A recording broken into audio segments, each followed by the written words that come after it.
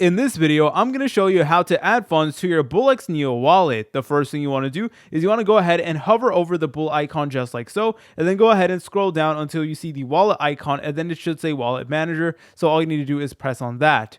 Once you're over here, go to the left side and select on the wallet that you want to add funds to. And for this video, we're going to be working with Solana. So I do have Solana selected towards the top right over here, but just go ahead and select on the wallet where you want to add funds to. So I'm going to be adding funds to this wallet.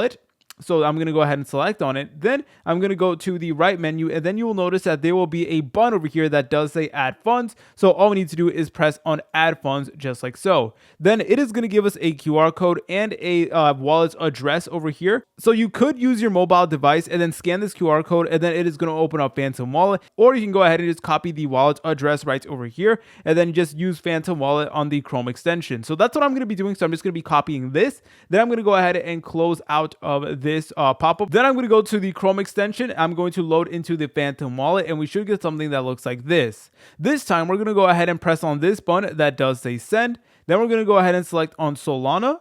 Then where it says recipient address, you want to go ahead and paste it just like so. And then from here, you want to go ahead and select on how much Solana you would like to use in order to fund your Bullx Neo wallet. And whenever you do have funds on your Bullx Neo wallet, you're able to purchase meme coins, tokens, all that good stuff.